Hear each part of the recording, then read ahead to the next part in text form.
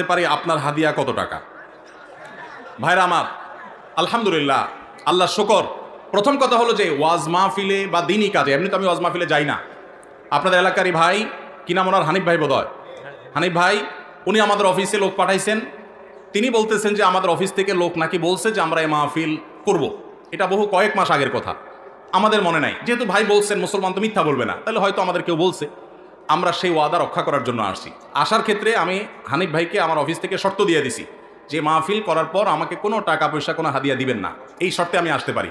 আলহামদুলিল্লাহ, ওনার সাথে আমার চুক্তি হয়েছে হানিফ সাহেবের কাছে, আমি খাবো না, কোনো হাদিয়াও নেব না। আলহামদুলিল্লাহ, আমি এখানে খানাও খাই নাই, হাদিয়াও নেব না, ইনশাল্লাহ চুক্তি করেই আমি আসছি। কোনো জায়গায় কেউ যদি আমাদের পথ খরচ দেয় বা হাদিয়া দেয়, আলহামদুলিল্লাহ, আমরা যেখানে মানুষ খুব জোরাজোরি করে নেই। আর যদি কোনো মসজিদ মাদ্রাসা হয় বা দিনী প্রতিষ্ঠান হয়, সচরাচর আমরা চেষ্টা করি পথ বড়াটাও নিজের পকেট থেকে দিয়ে যাওয়ার।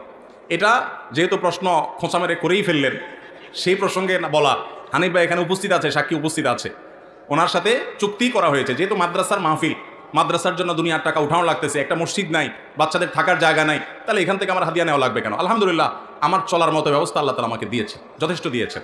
অতএব আপনারা বরং মসজিদের জন্য সহযোগিতা করবেন, জমির জন্য সহযোগিতা করবেন, করবেন তো ইনশাল্লাহ? মাদ্রাসার ছাত্রদের থাকার ভালো ব্যবস্থা যেন হয়, সেজন্য সাহায্য করবেন, ঠিক আছে না ইনশাল্লাহ?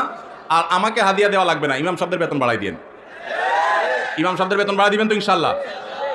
ইমাম সাহেবের বেতন বাড়াই দেওয়ার তৌফিক আল্লাহ তাআলা আমাদেরকে দান করুন। ওলামা ইকরাম ওয়াজ মাহফিলে যারা আসেন, তাদেরকে সম্মানজনক হাদিয়া দিবেন।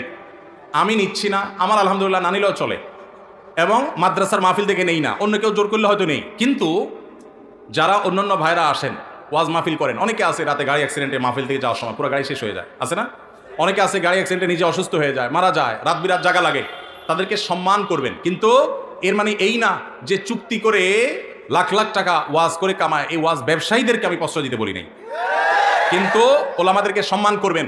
এখানে দুই দিক থেকেই সমস্যা আছে। হুজুরদের অনেকে যেরকম চুক্তি করে, এটা যেমন একটা সমস্যা, আবার ওয়াজ মাহফিলের আয়োজক অনেকে আছে অনেক ধান্দা করে, সেটাও একটা সমস্যা।